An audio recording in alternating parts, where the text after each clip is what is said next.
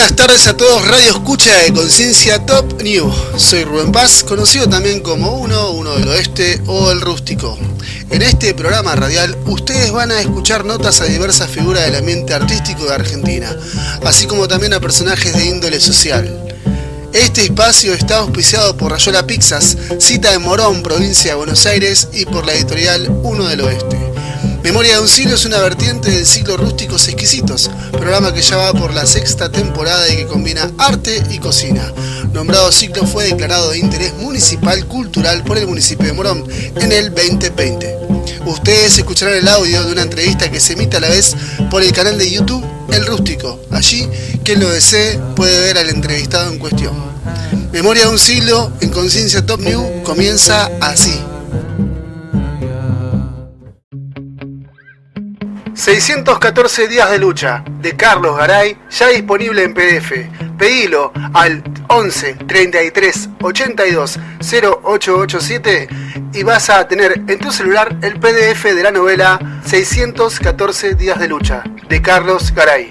Pedilo al 11 33 82 0887 y vas a tener en tu celular el PDF de la novela 614 días de lucha. Auspicia Memoria de un siglo, Rayola Pizzas, Santa Teresa 3953, Morón. Variedades en pizzas y empanadas. Espacio Cultural Rústico, Morón Sur, provincia de Buenos Aires. Eventos, muestra de arte y otras expresiones artísticas. Hacer realidad tu sueño. En Editorial Uno del Oeste publicamos tu libro ya. Editorial Uno del Oeste. Cura de obra, diagramación, difusión, corrección, registro, ISBN, diseño gráfico interior y exterior, novelas, poemas, ensayos, cuentos, relatos, tesis, manuales para todo tipo de ciclos y cursos. También revistas. Contactanos a nuestro WhatsApp 11 33 82 0887. En Facebook Rubén Paz. Instagram Uno del Oeste. Tu libro, tu legado.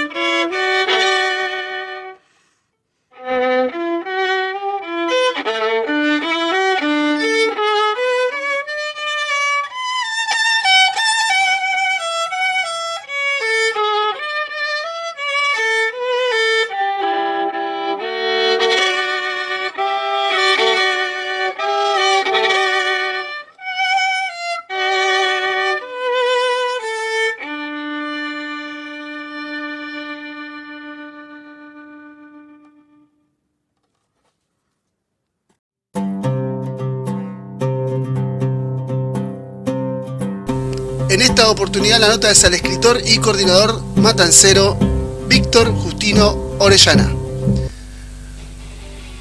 Contando con el talento de un humor corrosivo, casi al borde de lo políticamente incorrecto, pero con una sutileza que nos dispara justo en el lugar que él quiere, o un francotirador de la ironía.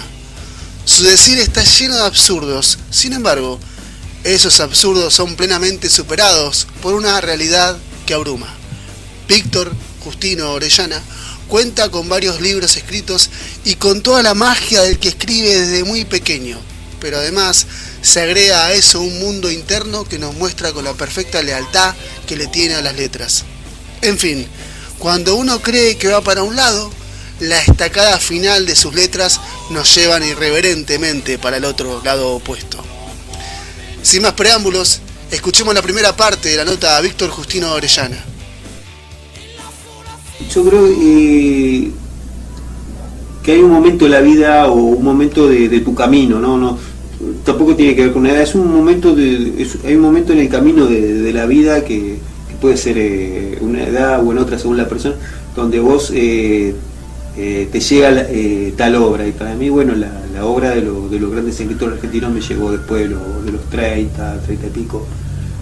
Antes de eso lo que me llegaba era la ciencia ficción y antes, bueno, la literatura de aventura.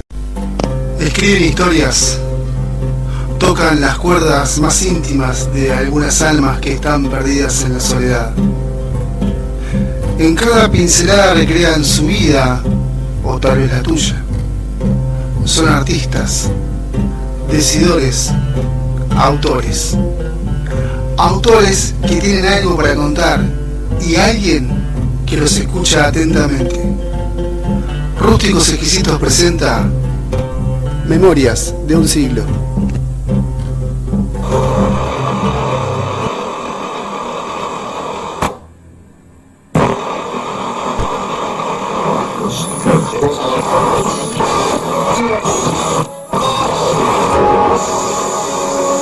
¿Cómo la ves? Bien. Yo, como persona que camina por el conurbano, por los barrios del conurbano, lo veo muy bien. Veo una actividad cultural y artística muy grande por donde voy. Hay centros culturales, y si no hay centros culturales la gente hace arte en la vereda, en la calle, un patio, una quinta, una pared, todo sirve para hacer arte y la gente trata de expresarse, y cada vez por suerte hay una mayor visibilización de eso.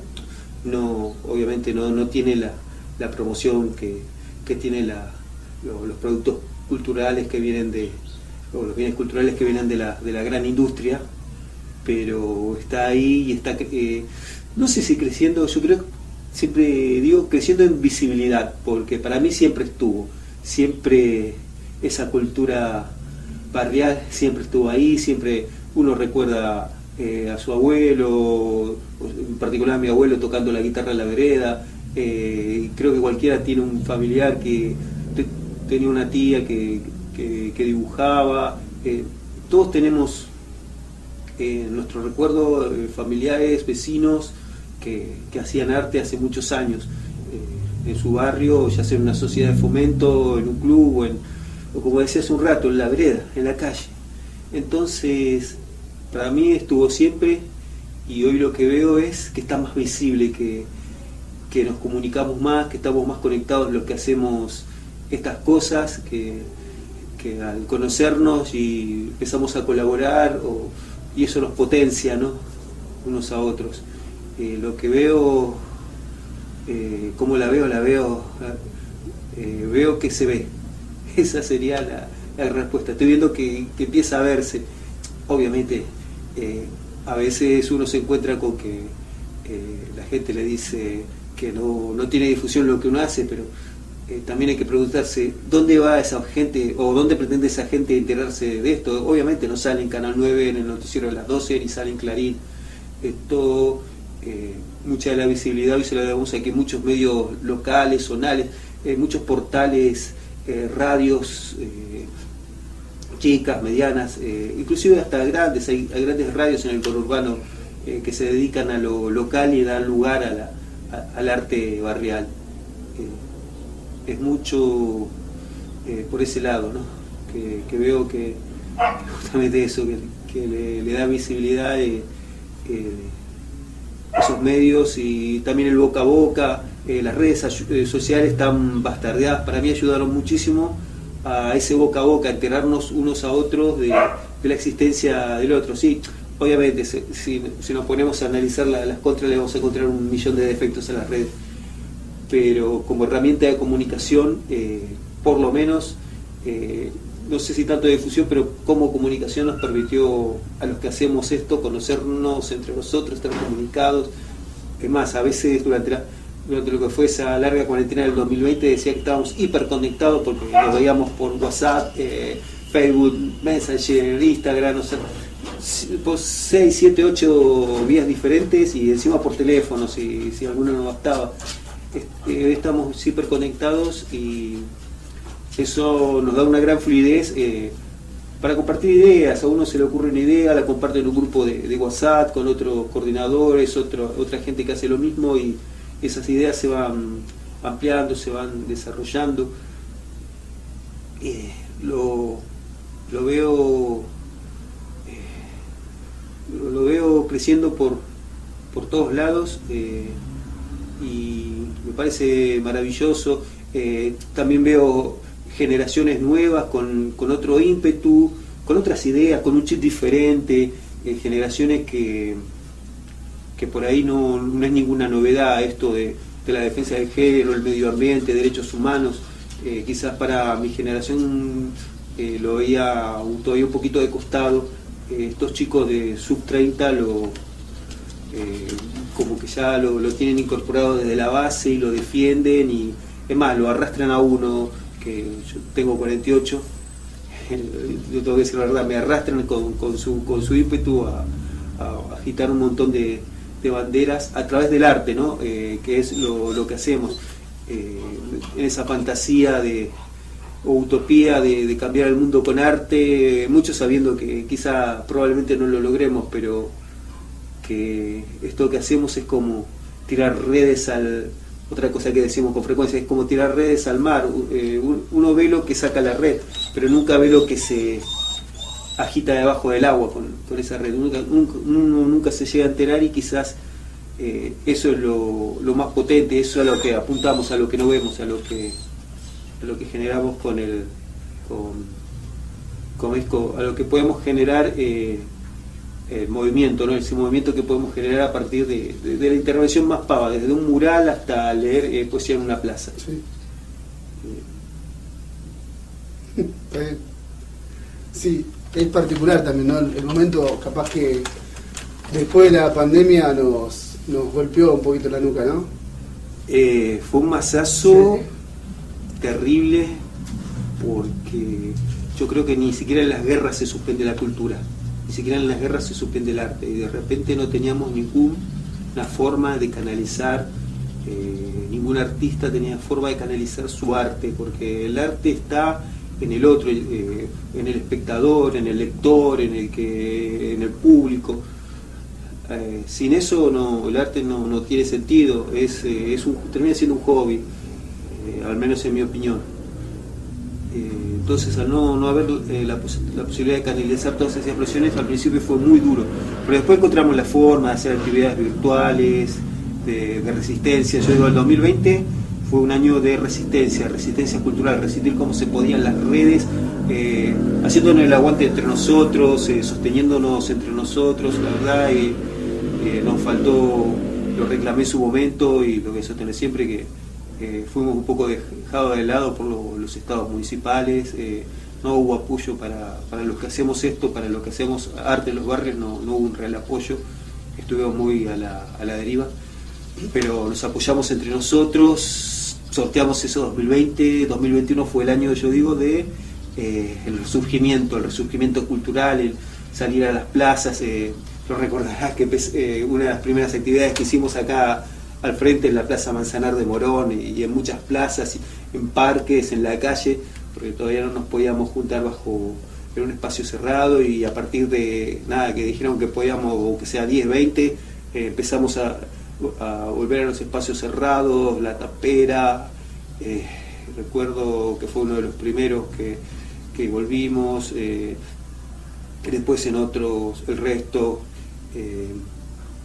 O sea, 2021 fue ese año de resurgimiento, de volver a encontrarnos personalmente, porque no es lo mismo, las redes no es lo mismo, pero ese volver a encontrarnos cara a cara, de tocarnos, de que el arte, de escucharnos cerca, de que el arte fuera palpable, o sea, cuando lo es, o sea, no es lo mismo ver una pantalla que tocar el cuadro, la escultura, que sentarte en el teatro a ver la obra, ¿no? no era lo mismo, aparte las dificultades técnicas. Otro capítulo aparte, la diferencia de conectividad, las desigualdades, ¿no? De repente alguno que tenía una conectividad que le permitía hacer un montón de cosas y otro que estaba con un teléfono que andaba la mitad del tiempo la conexión y la otra mitad no. Por eso 2020 resistencia, 2021 resurgimiento, ahora este 2022 yo al menos creo que algunos ese golpe que nos pasó lo canalizamos o lo tomamos como una marca, decir, bueno, peor que esto ya no nos puede pasar nada, todo lo que viene es, o sea, por difícil que sea, no va a superar esto. Entonces a veces o de alguna manera se convierte en un incentivo, ¿no? De decir, bueno, las dificultades que tenemos ahora las podemos superar. Y bueno, este ha sido un año de reflexión, de buscar nuevos caminos. Todavía estamos en noviembre, así que ya viene la época de balance, ya viene diciembre. Viste que en diciembre siempre nos ponemos a hacer balance del año.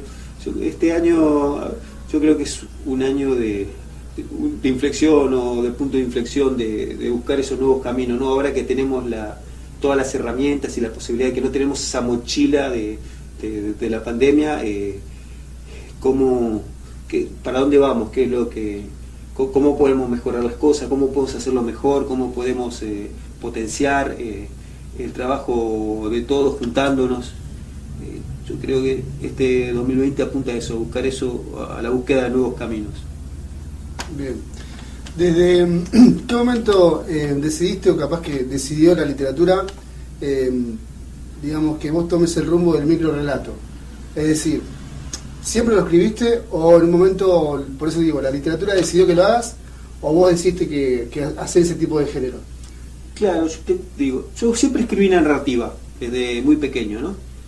Pero como uno desde chico creía que estaba a la imposición de que el texto tenía que ser largo, porque todo lo que leía era largo, eran novelas o cuentos, y los cuentos nunca tenían menos de los cuentos más cortos que a los que leí, digamos, en mis primeros años tenía 2 o 3 páginas como mínimos, y si no eran muy extensos también.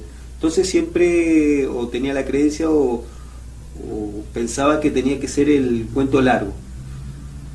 Pero siempre escribía cosas cortitas como ayuda a memoria, alguna pequeña historia breve, que pensaba, bueno, esto después lo puedo extender, hacer un relato muy largo, y siempre estaban esos textos por ahí dando vueltas.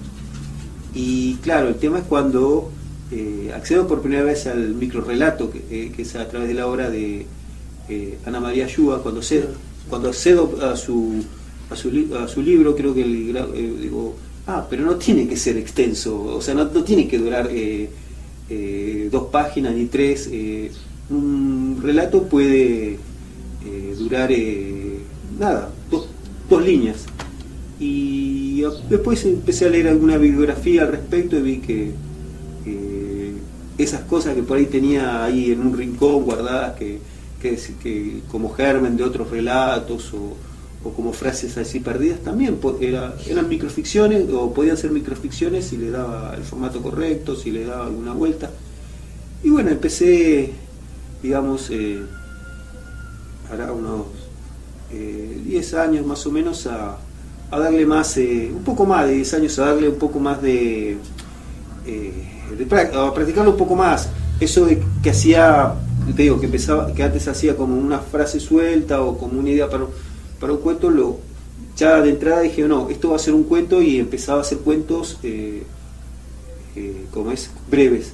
O sea, ya dentro de la narrativa larga que la seguía haciendo, seguía metiendo esos textos breves, y finalmente pasó que hace un par de años me di cuenta que tenía más de 250, 300 textos escritos, de diferente calidad seguramente, porque o sea,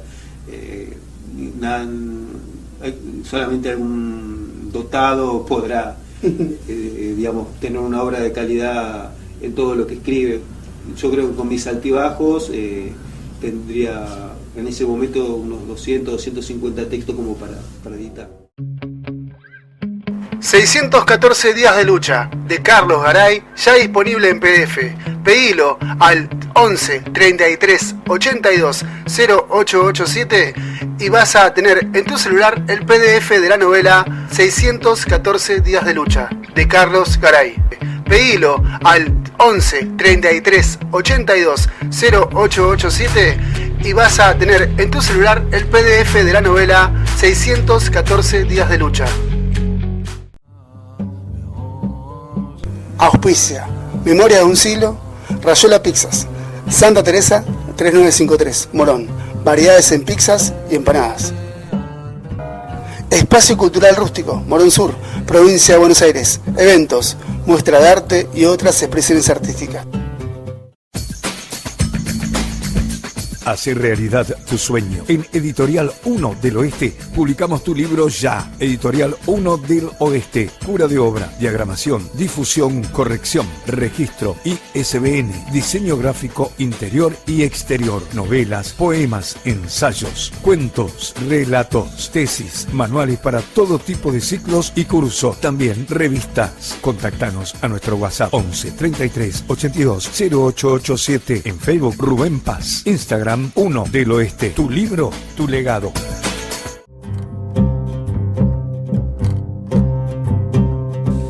Llega a Memoria de un siglo Damián Stellatelli con su Lodonauta.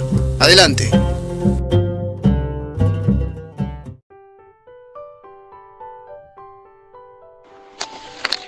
Niño, ya deja de joder con la pelota. Niño, que eso no se dice, que eso no se hace, que eso no se toca. Buen día, Cristo.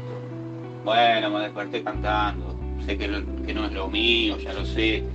Cripto, levantate. Hoy nos toca leer poesía en los trenes. ¿Sabes? Te escribí un poema a Paloma. Ahora de paso se lo dejaré.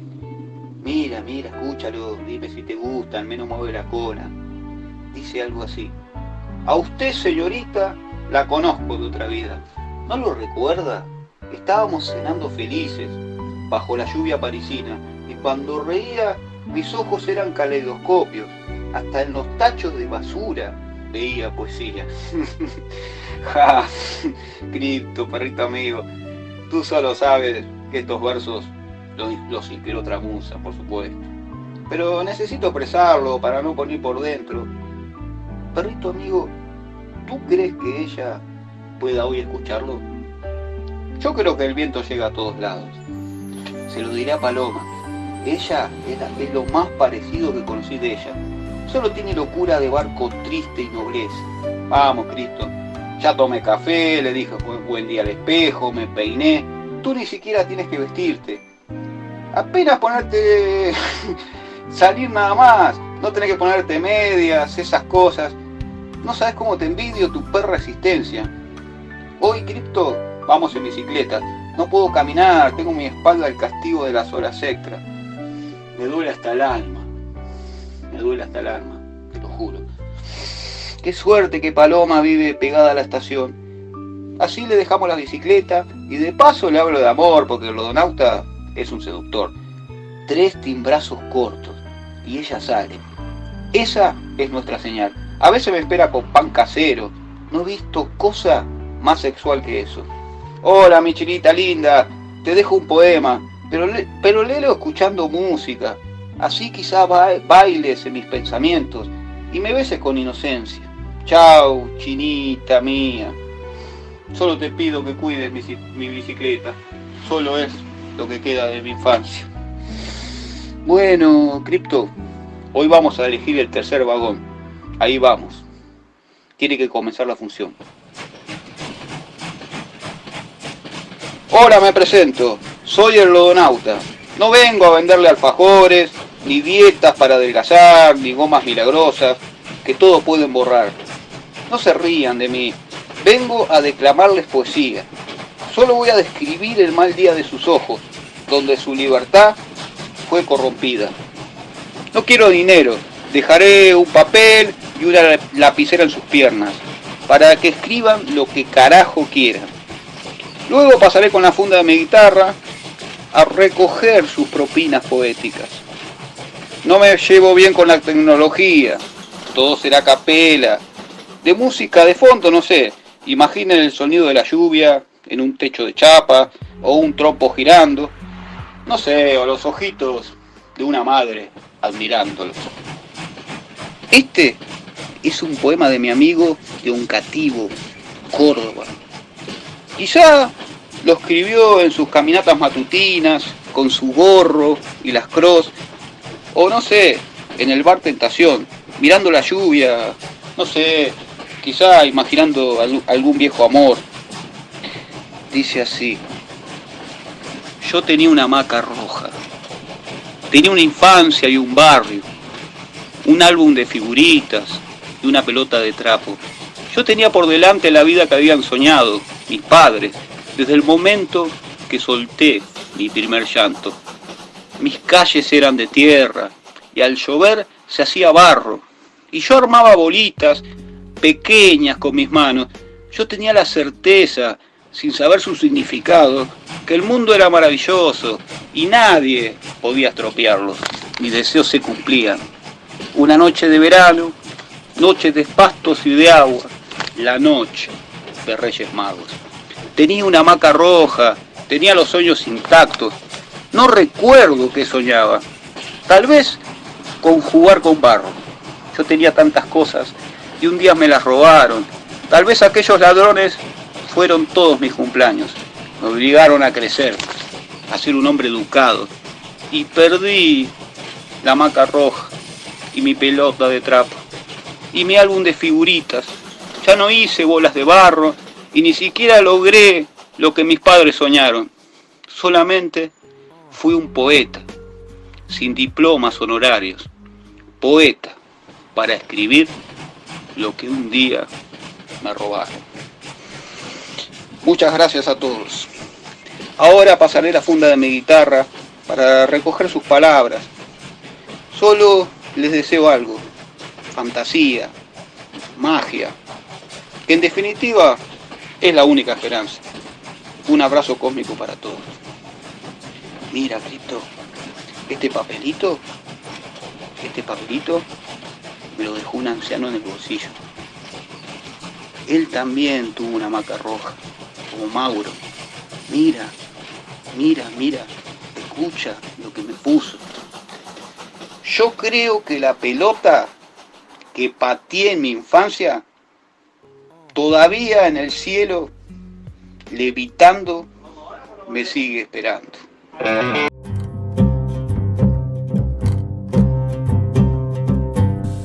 Con ustedes, la segunda parte de la nota a Víctor Justino Orellana.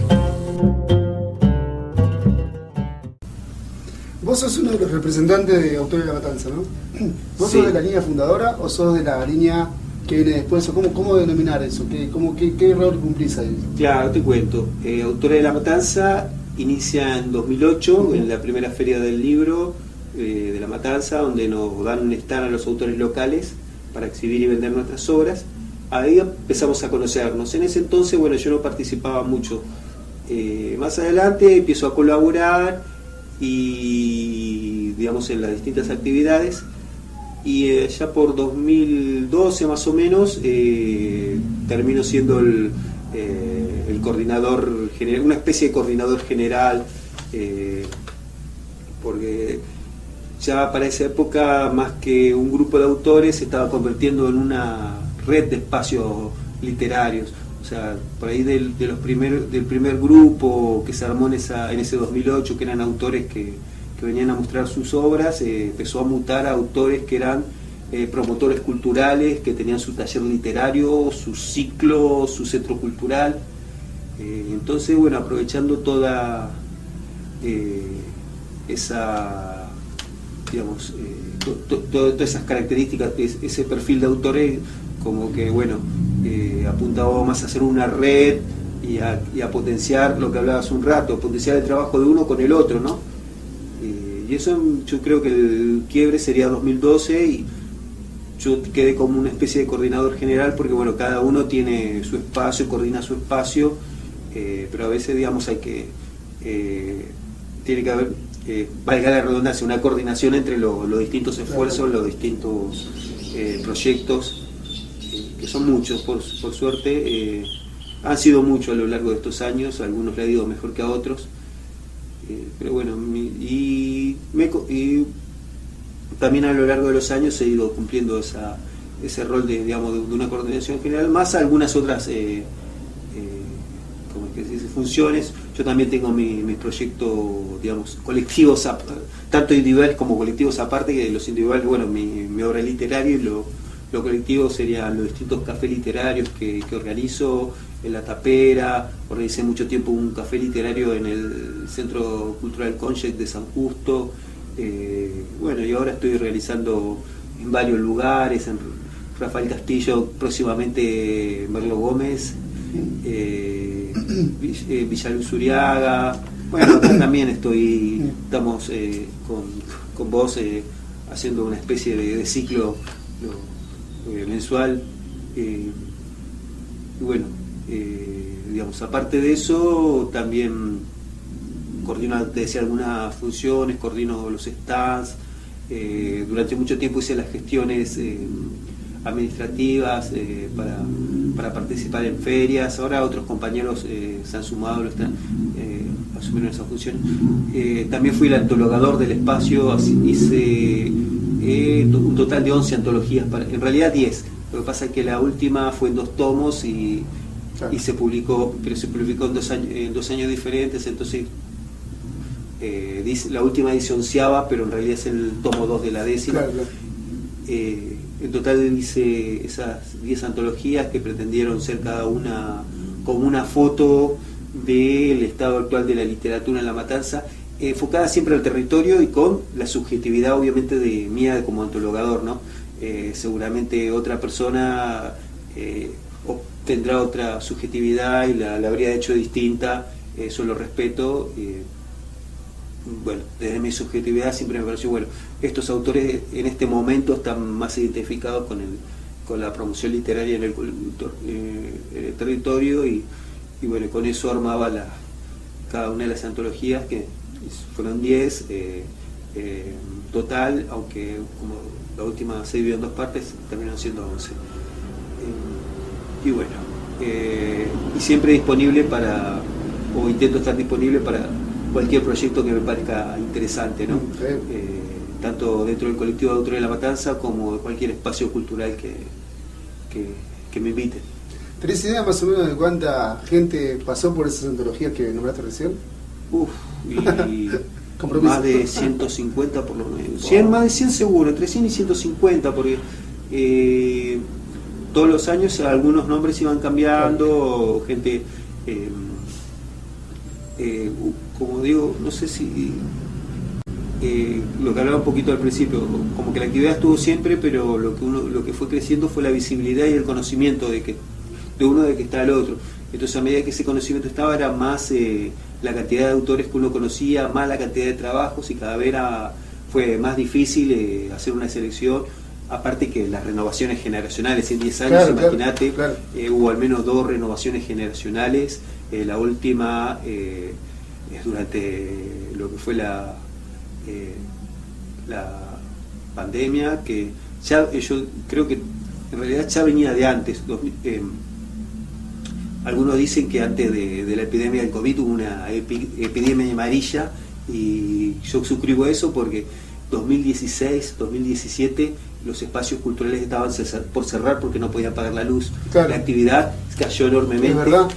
Y en 2019 empezó a haber un resurgimiento parecido a lo que fue 2021, que la gente no se aguantaba, los artistas no se aguantaban y empezaron a hacer actividades como podían, en la calle, con vaquitas, para sostener los espacios, como se pudiera, pero empecé a ver un resurgimiento muy grande en el 19, y ese recambio generacional del que te estaba hablando también lo vi, y más que recambio generacional, un recambio multigeneracional, porque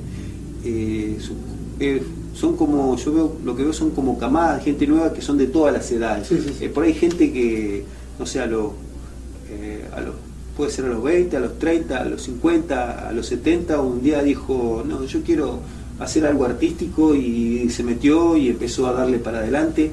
Entonces, por ahí esa nueva camada o generación, hay gente de 20 como puede haber de 50, 70 o cualquier otra edad.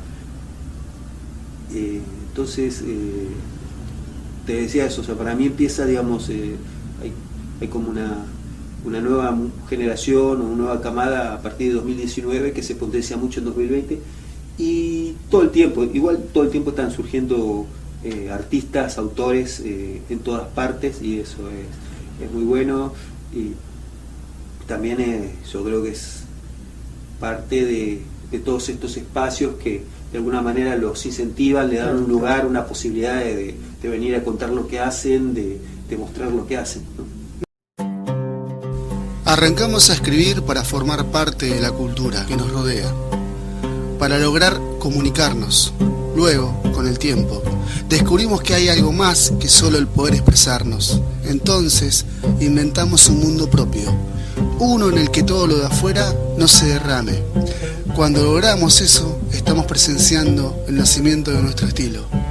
Memorias de un siglo, la escritura como alquimia entre lo real y lo imaginario.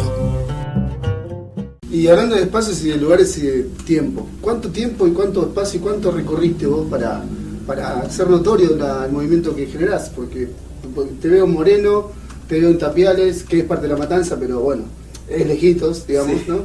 Virrey del Pino, ¿cuánto tiempo y cantidad de kilómetros crees que te demandó todo eso? Y que te demanda, ¿no? A ver, yo creo que uno va recorriendo los barrios, al menos yo lo hago por gusto, porque disfruto el hecho cultural, la actividad artística. Yo disfruto sentarme en un teatro a ver una obra, como a ver una película, como estar en un café literario leyendo o escuchando, o un recital, escuchar distintos tipos de música en vivo, la pintura. Yo disfruto el arte, entonces a mí me encanta ir a todos esos espacios a ver lo que se produce, y aparte me parece que la batalla cultural está acá, en el barrio, como que de la General Paz para allá ya está hecho, digamos, el trabajo ya está hecho, que digamos, la cultura está instalada, aparte en el imaginario de la gente está que la cultura está en la capital. O sea, para mí la batalla, el trabajo está acá, en el conurbano, acá es donde hay que ganarle como es metros a las fronteras culturales, y para que la gente produzca su propia cultura, no que la consuma, no que consuma por ahí muchos entienden el arte o la cultura como consumir productos que te bajan de otro lado, ¿no? Que la gente produzca sus bienes culturales y que los compartan, que se compartan en el mismo barrio, que se compartan en los distintos barrios, en las distintas ciudades, localidades. Bueno, todo eso yo lo disfruto mucho, me parece que acá está como es el meollo de la cuestión, y yo habré empezado, a ver, 2006, que debe haber sido el principio, yo creo que sí, fue 2006. Yo, o sea, ya venía con actividades literarias, pero para el lado de capital. En provincia no había hecho nada. Muy interesante. O sea, por eso hablo con... Sí, sí. O sea, no me pongo en el lado del iluminado ni nada. Yo, o sea, lo primero que hice fue apunté para el lado de la capital, como creo que la mayoría de los que han empezado alguna vez sin tener conocimiento de lo que pasa acá en el conurbano. Y poner 2006, un primo mío me insistió que quería visibilizar algunos problemas que había en el barrio. Dije, y bueno, como en ese momento estaba desocupado, no tenía otras ocupaciones, armamos un portal barrial para visibilizar eso, y bueno, a partir de ahí eso también se convirtió en una revista barrial en papel, para apuntar un poco mi necesidad de hacer algo impreso, de hacer literatura, aunque sea contando esas cosas que pasaban en el barrio. Y claro, ese primer contacto también fui viendo esa realidad que te contaba, de que en el barrio había arte, de que la gente los chicos se juntaban a hacer recitales en la calle, en la plaza, ponían los equipos al mango a tocar rock and roll, como dicen, bajo el toldo de una verdulería, ¿no? Y después, bueno, vino la Feria del Libro de La Matanza, ya por 2008. Empecé a tener conocimiento de otros autores, de espacios culturales. Ya, digamos, con el hecho de poner ese portal en internet, ya había empezado a conectarme con algunas expresiones así que había por los barrios, y se potenció mucho a partir de que llega la Feria del Libro, de conocer bibliotecas, de conocer, o sea, lo primero que llegué a la Feria del Libro en La Matanza, lo primero que encontré el stand de las bibliotecas populares, que conocí 2 o 3 bibliotecarios maravillosos que me abrieron las puertas de sus instituciones. Bueno, después conocí a los autores matanceros que conocí, o sea, también muchas voces literarias y muchos promotores culturales. Entonces yo vengo de esa época, caminando de a poquito, primero en el barrio, después en La Matanza. Con los autores empezamos a recorrer los barrios para potenciar ese trabajo literario que hacíamos, y después, bueno, ya ese trabajo nos lleva a conocer también gente de otras localidades. Sí, sí. Y también, no sé, un día terminás en Morón y otro día terminás en Paso del Rey, sí, y otro en Lanús. O sea, un día me contacta como es Pablo Balsina, que hace un programa de radio en Lanús, y me dice: venite a mi programa, o sea, me ve por la red y me invita a su programa en Lanús, de radio en Lanús, y todas esas cosas pasan. Entonces uno trata de responder a la mayor cantidad de invitaciones posibles, simplemente porque disfruta eso, no nada más, que no, ni siquiera para promocionarse uno, simplemente porque yo disfruto ir a escuchar, a ver. Y claro, cada uno que conoces a otro, y otro, sí, y claro, cada vez conoces más lugares y recorres más lugares. Pero al principio lo hago porque lo disfruto, y no sé cuántos kilómetros. Tu pregunta era cuánto tiempo, cuántos kilómetros, no sé. Yo sé que y tengo ese recorrido hecho y lo he disfrutado mucho, y no creo que ponerle un número lo cambie, o sea, lo cuantifique. No creo que sea algo cuantificable, yo creo que es algo que se cualifica, que se describe con lo que produce, y lo que produce es, yo creo, a mí mucho bienestar, y creo que eso de que te hablaba de que algo moviliza en los otros para que se siga moviendo, es un movimiento, ¿no? Que sea un movimiento y que sea colectivo. Hace un rato hablaste de que conociste a Ana María Joa de la literatura, y que el microrrelato fue como una especie de, bueno, acá tengo esta es mi forma de expresión. ¿Y cuáles fueron tus referentes a la adolescencia o a la infancia, si tuviste alguno a nivel literario? Sí, mis primeros referentes, Julio Verne, claro, de cajón, o sea, mi primera literatura infantil y juvenil, Verne, London, Twain. Después, un poco más grande, llegó la ciencia ficción, Asimov, Bradbury, Clark, la fantasía, hablado de Tolkien. Y ya grande me llegaron, digamos, recién grande me llegó la literatura argentina, de Borges, Cortázar, Sábato, Marechal, Lugones, aunque no tengo mucha presión sobre Lugones, pero su obra realmente no se puede negar, su obra literaria, y muchísimos más que realmente, qué sé yo, no sé por qué llegué tarde, quizás porque no estaba preparado. A veces la metáfora o el estilo de escritura necesitaba que yo antes hiciera un camino previo para llegar a esos a Borges, estás hablando a Borges, porque Marechal, me llama la atención la cronología. Para mí es al revés, o sea, yo primero fue Borges y Marechal, y después Bradbury. De hecho, Bradbury habrá sido mi segundo libro, pero después primero Borges, y vos lo diste vuelta. Por eso me llama la atención, y está bueno lo que estás diciendo sobre cómo llegás, o una lectura previa, ¿no? Algo así. Claro, yo creo que que hay un momento de la vida o un momento de tu camino, ¿no? Tampoco tiene que ver con una edad, hay un momento en el camino de la vida que puede ser una edad o en otra según la persona, donde vos te llega tal obra. Y para mí, bueno, la obra de los grandes escritores argentinos me llegó después de los 30 y pico. Antes de eso lo que me llegaba era la ciencia ficción y antes, bueno, la literatura de aventura. Sí, de aventura se nota mucho también en tu forma de narrar. Tenés una cosa entre el humor, pero también hay una cosa aventurera. Sobre todo lo vi en microrelatitos, que es algo de esos rastros, ¿no? Aventureros quedó.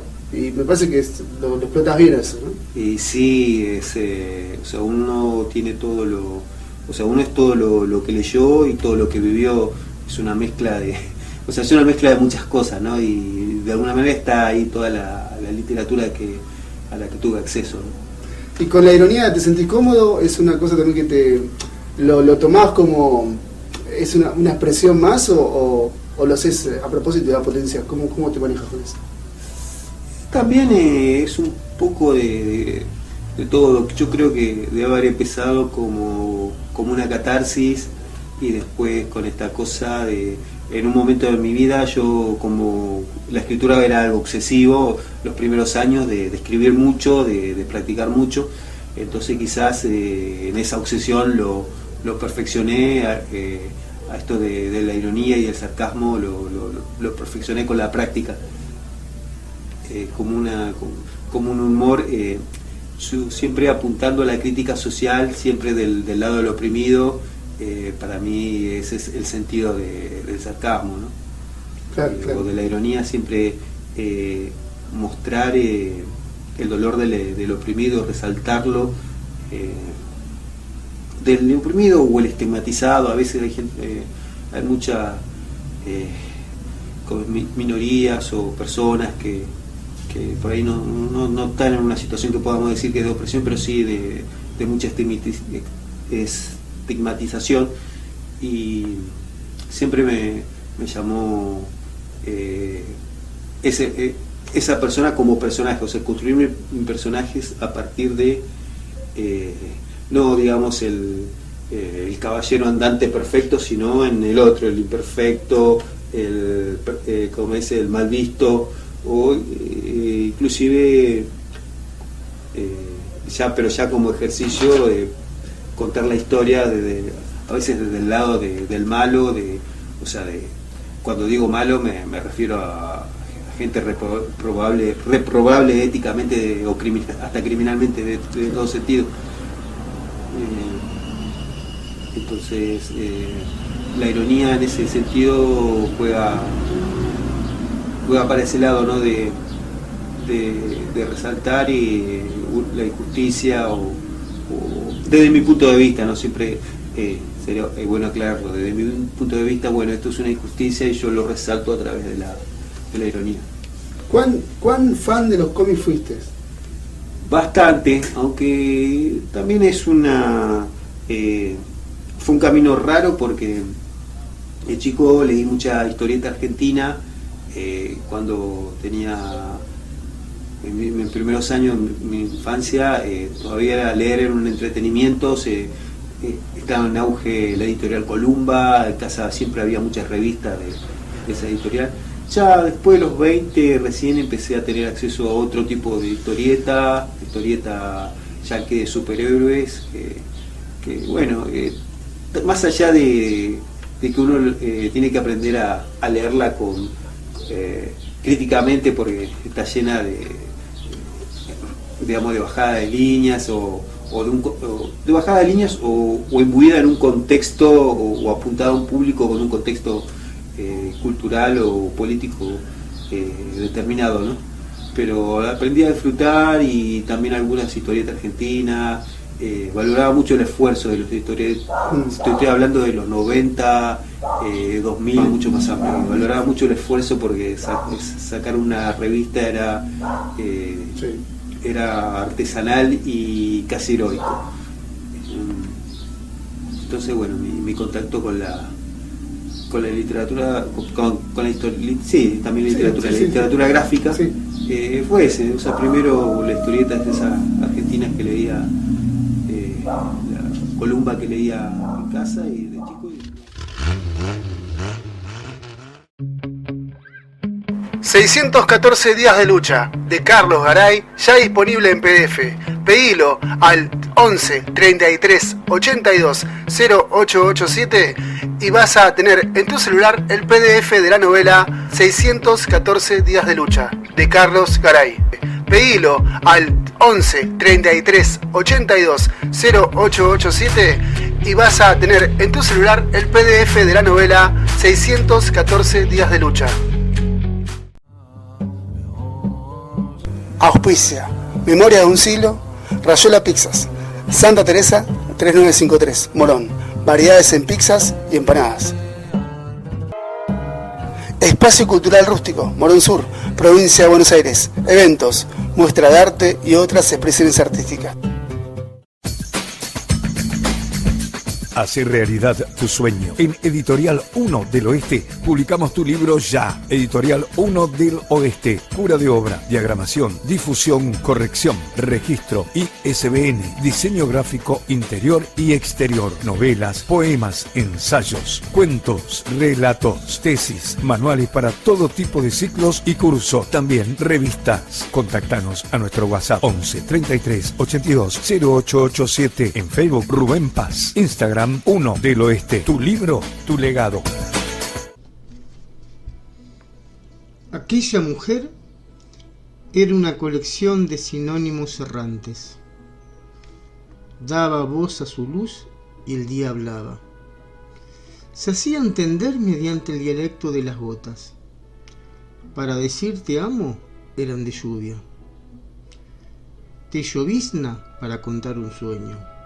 Y las del rocío, francamente no me acuerdo.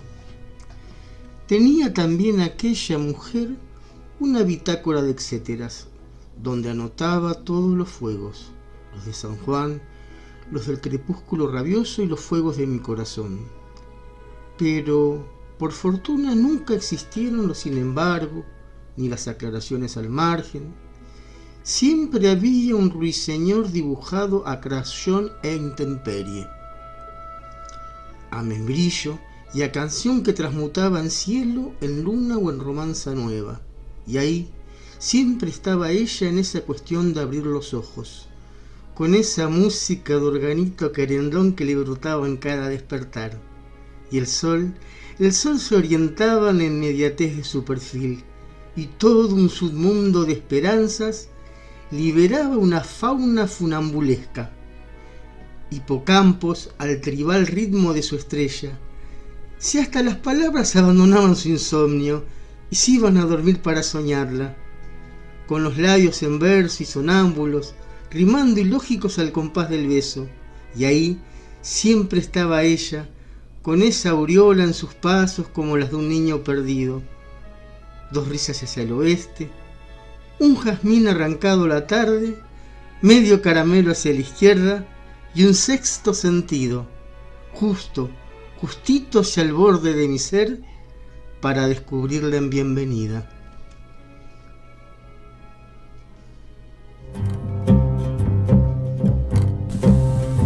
Ahora, en Memoria de un siglo, Carlos Garay. Anda despacio. Habla con reposo, pero no de manera que parezca que te escuchas a ti mismo, que toda afectación es mala. Come poco y cena más poco, que la salud de todo el cuerpo se fragua en la oficina del estómago. Sé templado en el beber, considerando que el vino en demasiado ni guarda secreto ni cumple palabra. Ten cuenta, Sancho, de no mascar a dos carrillos, ni de erutar delante de nadie. La libertad, Sancho, es uno de los más preciosos dones que a los hombres dieron los cielos. Con ella no pueden igualarse los tesoros que encierra la tierra y el mar encubre. Por la libertad, así como por la honra, se puede y debe aventurar la vida, y por el contrario, el cautiverio es el mayor mal que puede venir a los hombres. Entre los pecados mayores que los hombres cometen, aunque algunos dicen que es la soberbia, yo digo que es el desagradecimiento. Miguel de Cervantes Saavedra, el ingenioso hidalgo Don Quijote de la Mancha.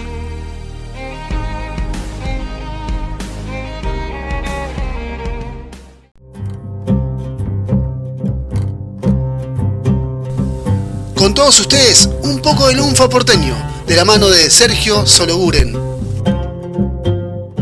Hola Tuti, mi nombre es Sergio Sologuren, soy poeta lunfardo, escribo sonetos y les quiero contar que escribí un libro llamado Sonetos Lunfantiles para Grandes y lo que voy a leer ahora es un soneto de ese libro llamado El lobo y los 7 cabritos. Madre cabra piantó hacia los mandados. A nadie atiendan, ordenó a sus 7 pibes. Esto parece que promete, dijo un lobo con dientes afilados.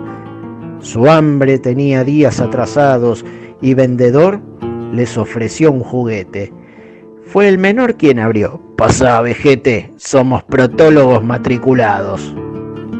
Quiso huir, pero tarde. No me empujes, pidió el lobo. Después se desmayó. Despertó afuera, con dolor de tujes, grilos pelados y un recuerdo, guantes. Y boleado dijo, lo parió, che, no quedan pendejos ya como antes. Seguimos con un hermoso tema interpretado por César Fernández Paré.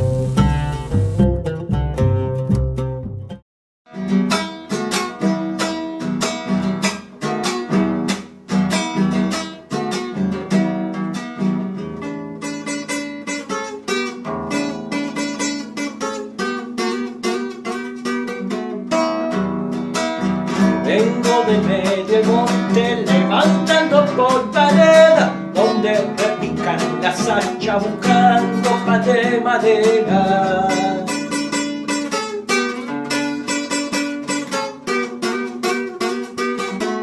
¿De dónde salió ese mozo que baila tan divertido, como pájaro en el aire, chacareras y escondido?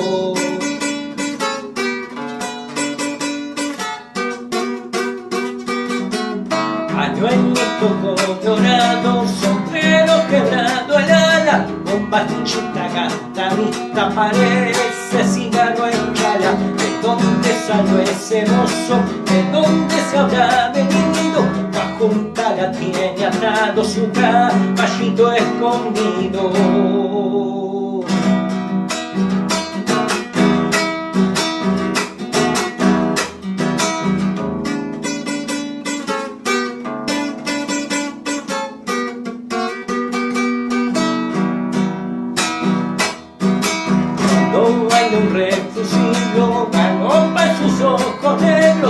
Una morena decía pa' mí que del mismo infierno.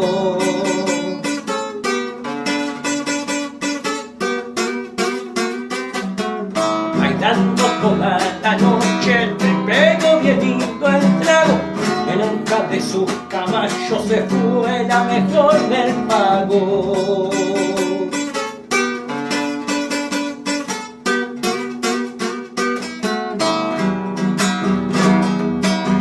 Viene acarando el alba, se amachó los musiqueros. El del bandoneón decía pa' mí que salamanquero. ¿De dónde salió ese mozo? ¿De dónde se habrá venido? En acá de su caballo al aire va su destino.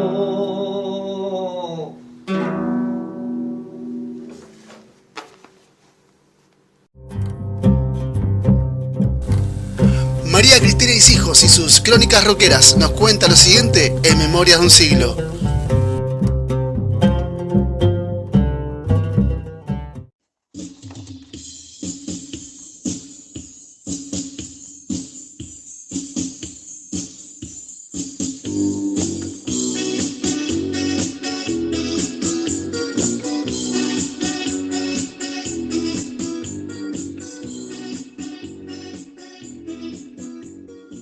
El misterio de lo que es leyenda, de lo que fue historia, pero sigue siendo actualidad. Patricio Rey y sus redonditos de ricota. Sus versos son paredes de barrio. Te acompañaron en momentos claves de tu vida. Y por ahí un vivir solo cuesta vida se volvió tatuaje. Y por allá fue mi único héroe, se volvió remera. Y en cuanto te das cuenta, estás tarareando como en una plegaria. Por favor que el adiós no se alargue. Los Redondos, marcando el latido de nuestras vidas. De una banda que desde 1976 tocaba en medio de varietés, hasta este presente en el que las multitudes de sus seguidores siguen creciendo, pasó todo un río redondo de historia bastante conocida. Por eso, solo repasemos apenas su discografía.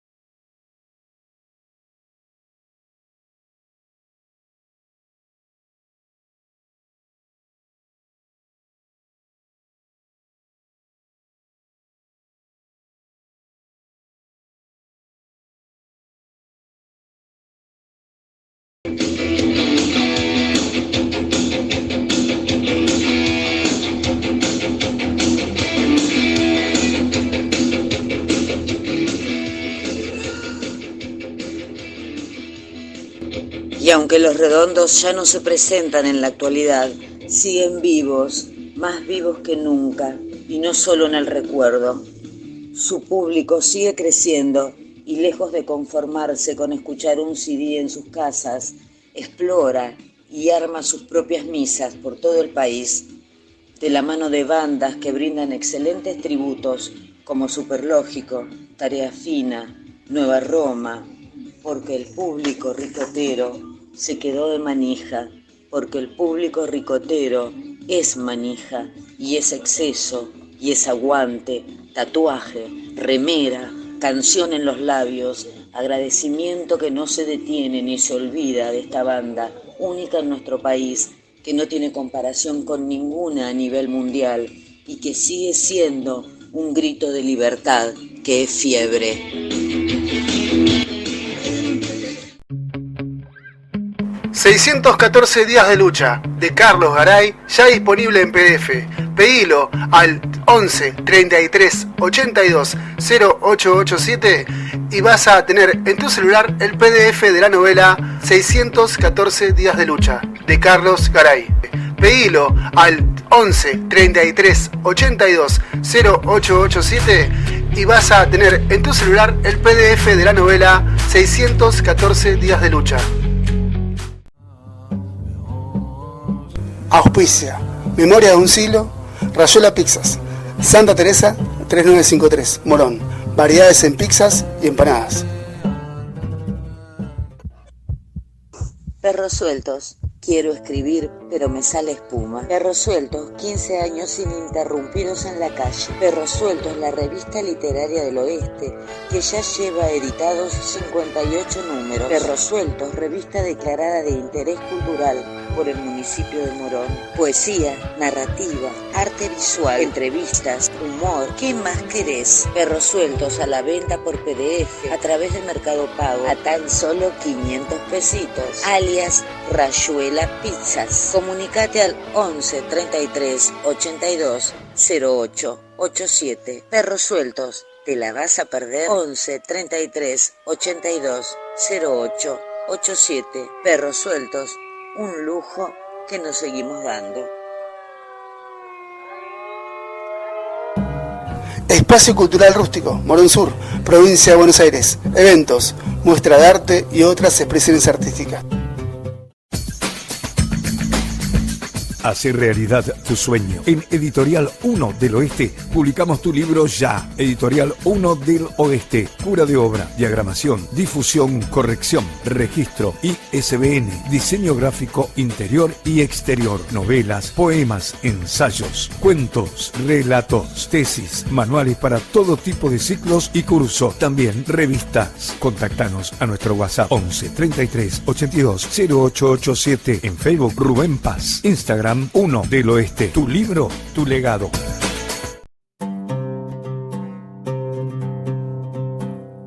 Voy a hacer un poco de historia en esta parte del programa Memoria de un siglo. No es un programa en donde yo hablé mucho, pero esta vez voy a explayarme en una cuestión. Para 2011, creo, ya ahí los números se me van un poquito, 2010, hacía un programa de radio en una radio zonal, valga la redundancia de decir tantas veces radio. Y llevaba a mi hijo mayor conmigo y contaba lo mismo que siempre, cuentos, o hacía una cosa así como llevar rockeros. Y Matías, mi hijo mayor, escuchaba atentamente lo que yo escuchaba, lo que yo decía. Él tendría para esa época 10 años. Luego, con el tiempo, hice mucha cuestión cultural con Alén. Alén, mi segundo hijo, lo conocen más gente, Alén, el pibe de los ojos como luna. Y también lo llevaba a la radio, a esa misma radio, pero era muy bebé, muy chiquitito. Hay una foto de él con los auriculares que le quedan enormes. Y también contaba cuentos y esto. Y hice un ciclo con Alén que se llamaba Te cuento al Principito, que no duró mucho porque Alén después creció y la adolescencia y bla bla bla. Pero de hecho con Alén seguimos haciendo Rústicos Exquisitos, un programa de cocina en donde él hace una especie de paso de comedia. Y bueno, el tiempo pasa, pasaron 16 años después del nacimiento de Alem y 26 después del nacimiento de Matías, y a la que escuchan ahí quejándose es a Arlet, que es mi hija, que tiene ahora 6 días, creo que 6 días, sí, me confirma la madre. Entonces se me ocurrió, para todos los radioescuchas de Memoria de un siglo, una parte tierna, si querés, del asunto. Voy a acercar el micrófono, a ver si ahí está. Bueno, si gimotea igual se va a escuchar. Voy a contarle a Arlet en un segmento que no tiene nombre, porque no me gusta mucho poner nombres a los segmentos de las columnas que hago yo, dentro de un programa de radio que hago yo, me parece un poco autobombo. Un cuento, en este caso se llama Sol y Lluvia, y es de Alison Jay, de colección Arcoiris. Bueno, mientras Arlet se está alimentando, arranco. Mejor tener buen paraguas. No existe mayor invento. ¿Ves por qué se moja alguien al soplar con fuerza el viento? Cada otoño ves las hojas descender sobre la tierra. Si buscas bien las verás quemándose en una hoguera. Cuando la tormenta ruge o asustas con sus caras, tú cuenta a todos aquellos que huyen hacia sus casas. Cuando los copos lo alcanzan, hay un hombre que es feliz. El hombre está hecho de nieve. Encuentra tú a su aprendiz. Siempre sale el arco iris a colorear el día. Aunque se vaya tu busca, descubrirás la alegría. El libro se llama Sol y Lluvia y fue un regalo que me hizo el amigo Martín Targa, justamente para Arlet. Bueno, es una nueva columna que quiero implementar en este Memoria de un Siglo. Seguimos, continuamos. Bye.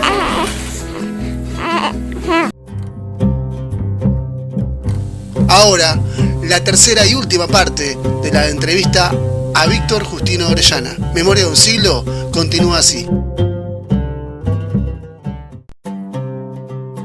Según se sabe, la ironía es una situación o hecho que resulta ser totalmente contrario a lo que se esperaba o que marca un fuerte contraste con ello. Algunos escritores tienen un estilo propio, y en su obra eso se puede apreciar con soltura y elegancia. La ironía es, por caso, un claro ejemplo de lo sutil en sus decires. Memorias de un Siglo, una idea olvidada por repetirla tantas veces. ¿Recordás cuál fue tu primer narración que hiciste, cuento, algo? ¿Fue la escuela? ¿Fue la adolescencia? A ver, yo tengo conciencia de inventar historias de inventar historias desde muy chico. La primera historia que tengo conciencia de haber escrito o que recuerdo es una obra que escribí cuando tenía 11 años para la escuela, para presentar creo que el 17 de agosto, el día que se conmemora creo que sea el paso a la inmortalidad de San Martín. Bueno, para ese día escribí una breve obra que se terminó presentando. Fue algo muy lindo, más allá de que, bueno, también creo que ese día descubrí que el teatro no era lo mismo porque me peleé con todos los actores. Repetime la edad. 11. Ah, muy chiquito. Sí. Tipo un carácter ya. Sí, no, bueno, igual la escuela da para otra historia, para otra historia más larga. Bueno, ese es el primer recuerdo que tengo fehacientemente de un texto escrito. Como te digo, historias siempre tenía elaboradas en mi mente. Después ya adolescente sí recuerdo que escribía algunos intentos de poesía que después abandoné, y historias,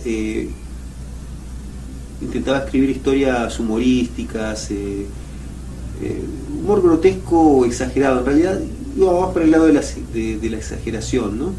Escribí algunas historias, obviamente con los rudimentos de un adolescente que recién empieza a escribir, pero iba para ese lado, ¿no? Para el lado del humor exagerado, de la ironía, y por eso tendría 15, 16 años cuando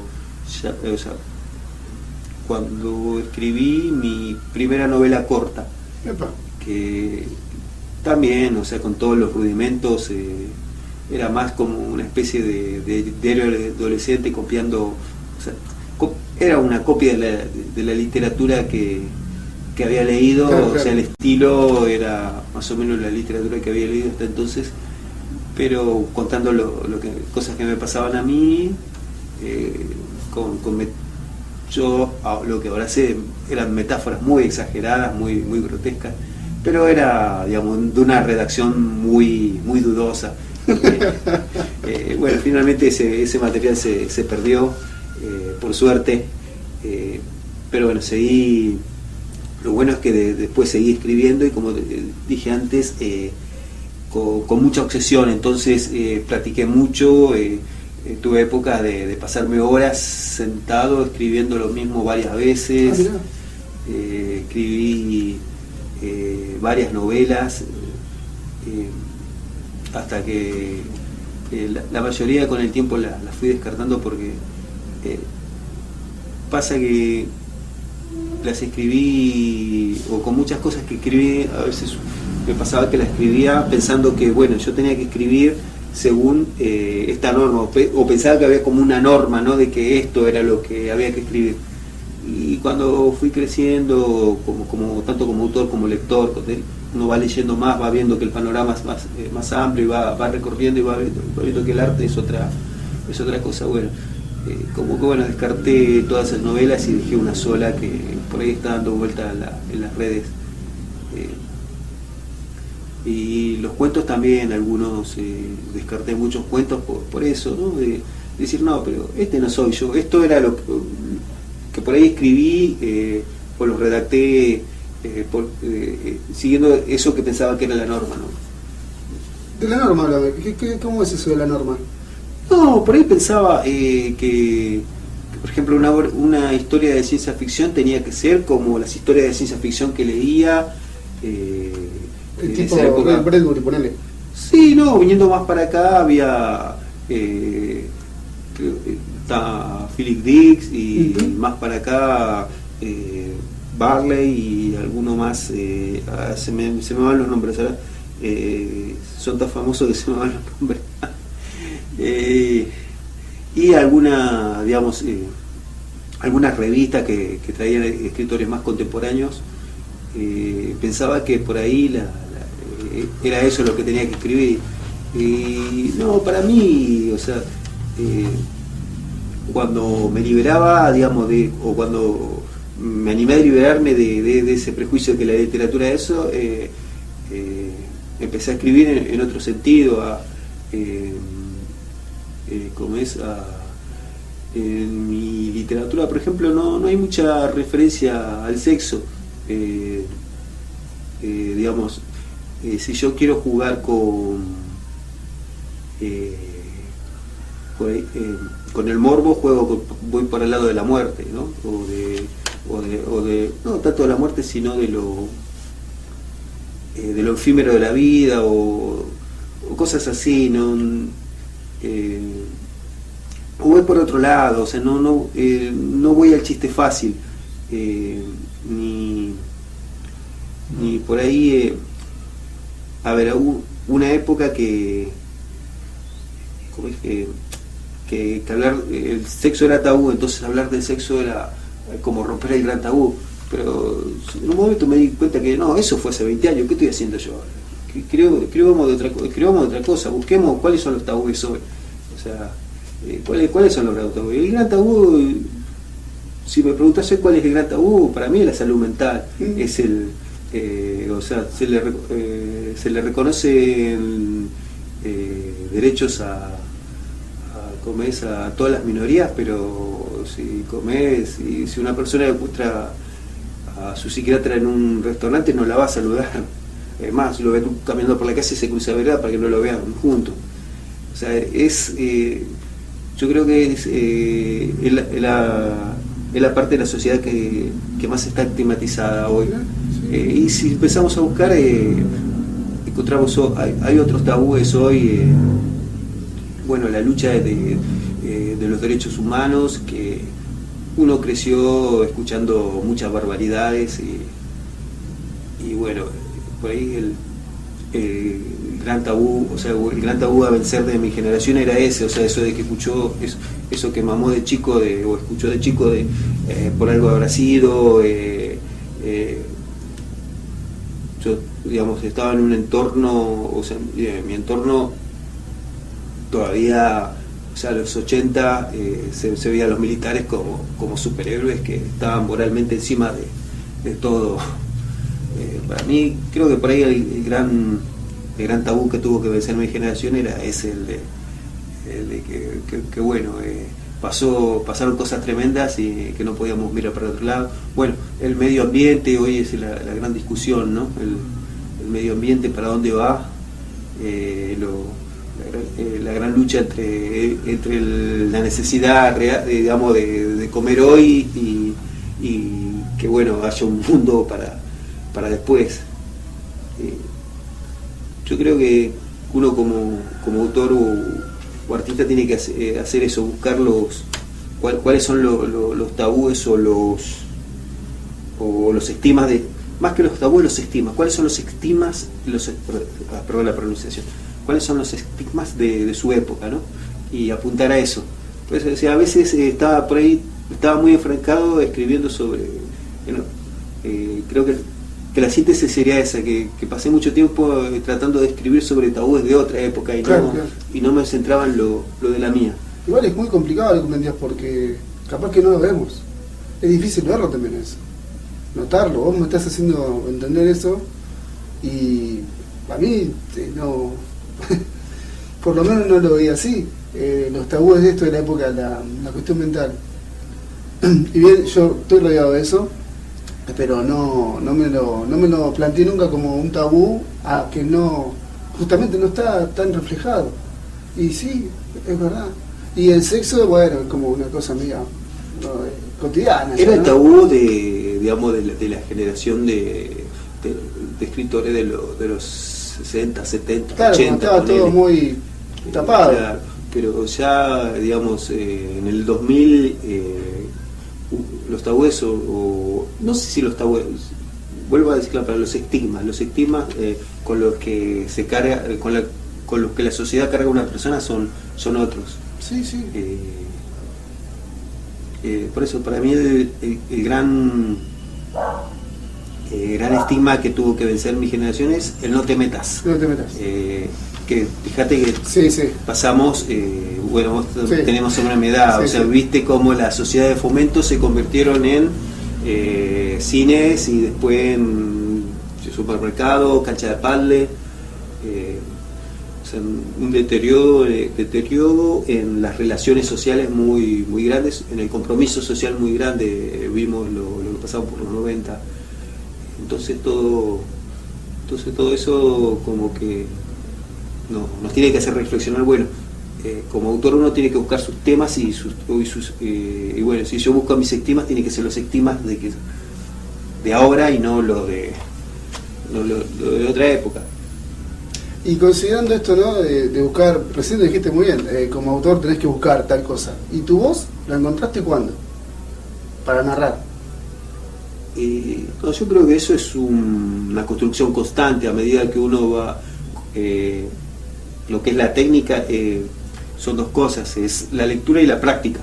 Es cuestión de poder leer variedad de cosas, no quedarse en uno solo, porque pasa esto que te contaba al principio, pensás que eso es la literatura, eso es lo que tenés que hacer, y cuando empezás a variar y ver que hay otras posibilidades, se te abre mucho como es el arco de cosas que puedes hacer.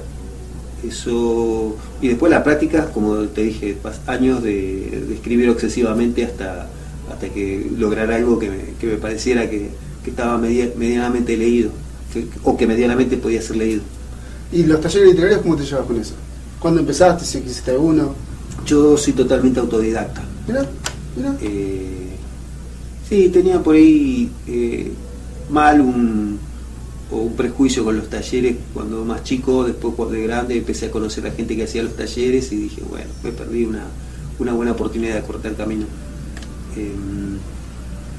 de haberlo sabido. Igual no había tantos cuando yo empezaba a escribir, no había tantos, o no tenía el conocimiento, lo que hablábamos al principio.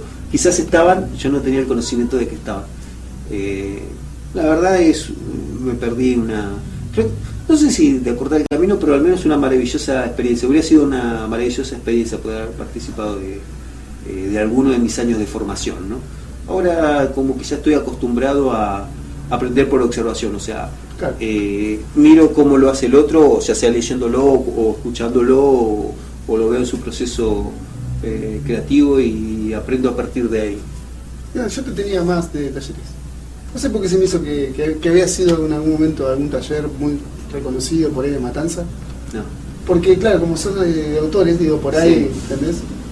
Eso me madrugaste y no pensé que me ibas a decir que eras autodidacta. No, sí, 100% autodidacta. Igual con un poco de trampa porque hice una carrera universitaria y eso te da herramientas. Claro, ahí está, de ahí viene, para ahí está. ¿Cuál hiciste? Ingeniería. Claro, ¿mucho? Terminé, soy graduado. Me gradué a los 23 años de ingeniero en electrónica. Ah, mirá. Y lo que es metodología de investigación y todas esas cosas te ayudan para Sí, a la hora de claro, facilita mucho, Sí, digamos, sí. para investigar un tema, el que sea. Igual, perdón, nada que ver con lo que estás ejerciendo. Digo. Sí, nada, bueno, eso es algo que se habla siempre, cómo familia, entorno social, todo te presiona de chico para lo utilitario, ¿no?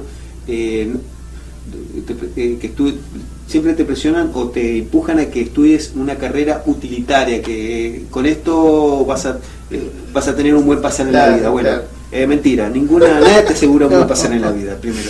Y siempre, viste, no vaya, no, el arte no, cuando seas más grande, cuando seas viejo, cuando te jubiles, por ahí, cuando tengas tiempo, lo ven como un hobby, como algo que no,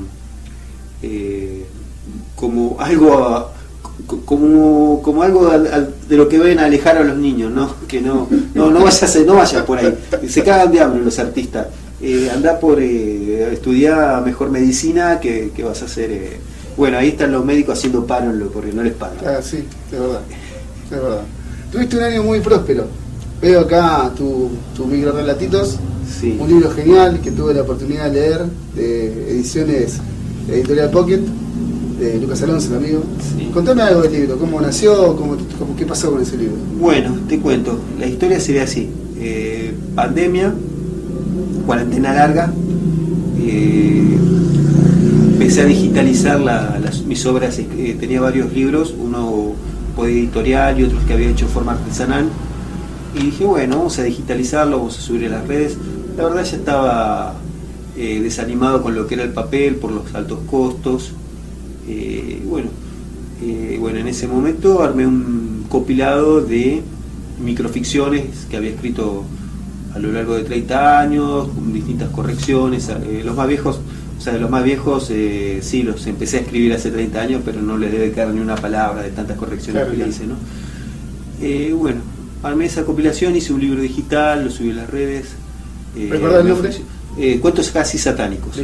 Me ofreció una imagen para la tapa la artista plástica Carmen Ponzo, que bueno, es la que tiene este libro. Bueno, quedó así. Unos meses después, aproximadamente un año después, Lucas Alonso me ofrece editarme el libro en este formato, en formato pocket, era un proyecto, con un proyecto detrás, un proyecto que me pareció interesante, tanto por el arte del libro, que si lo ven, ahí está la cámara, ¿no? Sí, después lo encontramos bien, bueno, tanto por el arte, me encantó la idea del libro arte, más porque realmente yo no tenía un mango y lo que me ofrecía que se interesara en mi obra y que quisiera darle difusión me pareció maravilloso. Y bueno, estuvimos trabajando el proceso del libro, habrá durado casi un año, porque se lo tomó muy en serio. A lo que yo mandé, le hizo correcciones, hizo todo el diseño, lo lanzamos en la última feria del libro de La Matanza con muy buena repercusión, y ahora vamos por una segunda tirada.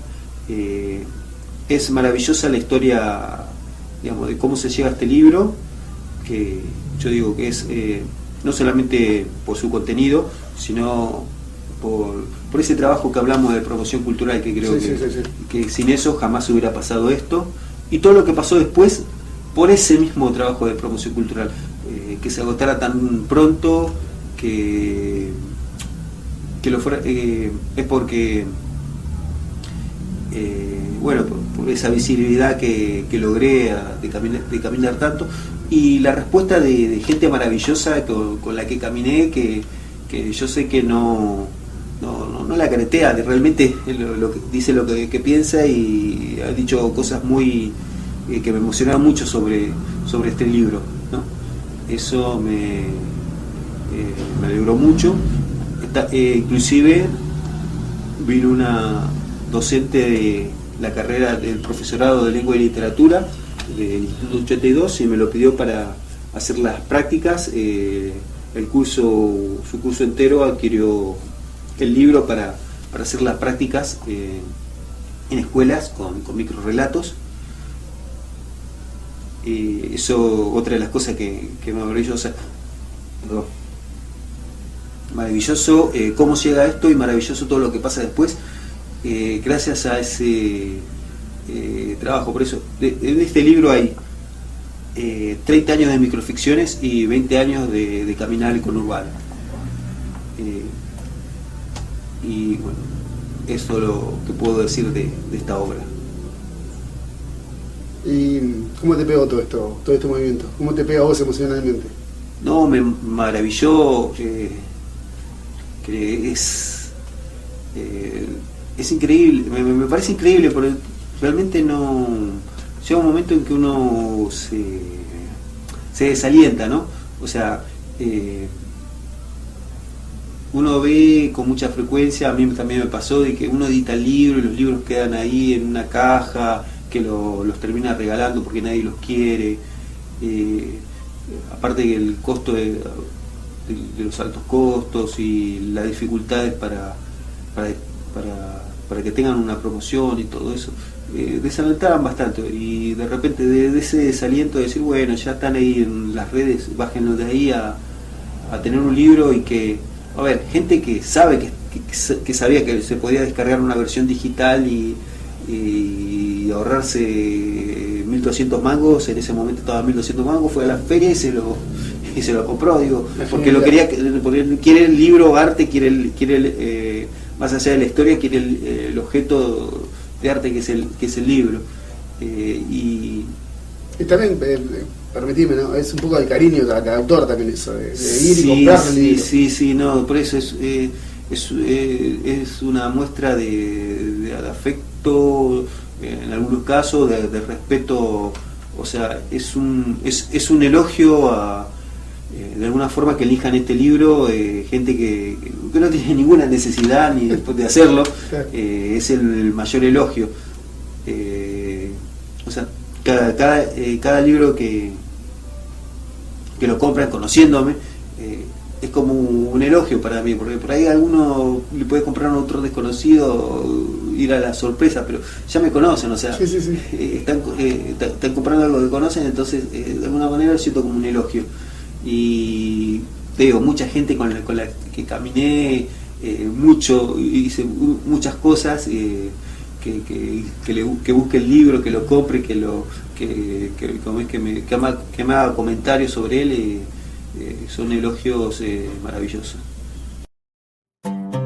Contar historias en pocas líneas, que esas líneas tengan la palabra perfecta, que en esas líneas las historias sean coherentes y que sobre todo te dejen pensando, es un trabajo de años. Todo ese empeño en contar supone un costo de horario mayor aún. Se piensa la escritura como se vive un evento puntual. Memorias de un siglo, años de búsqueda para la palabra exacta. Tenés un libro ahí, un objeto que trajiste. Sí. Contame un poco del libro, ¿cuál es? Sí, es un libro de literatura juvenil de una autora, creo que no es conocida, es de una serie de literatura infantil, juvenil, de misterio, que se hacía en otra época, se hacían en gran escala. Este libro de los años 50, la edición creo que del 60, no recuerdo ahora. Bueno, la cuestión es que este es el primer libro que leí completo cuando tenía 9 años. O sea, anteriormente había leído alguna historieta suelta, alguna literatura infantil, esos libritos infantiles que andan con dibujos. Sí. Había intentado leer un libro, creo que sí, El Principito, pero no lo había entendido, o sea, había sido una lectura muy errática. Este es el primer libro que pongo a leer de principio a fin y que lo entendí, o sea, que lo leí, lo comprendí, y aparte es el primer libro de mi biblioteca y me lo regaló mi madre, y antes de eso fue su primer libro. Este fue el primer libro de mi madre, me lo regaló a mí, que fue mi primer libro, el primer libro de lo que sería mi biblioteca, que en algún momento llegó a tener casi 1000 libros. Y bueno, pues esto es valioso para mí porque esto me inicia en el camino de la lectura, de la literatura formalmente. El poder leer un libro completo y comprenderlo, para mí es el comienzo, es el inicio de todo. Aparte de la historia que estás contando, ¿no? Es un libro que viene de una generación anterior.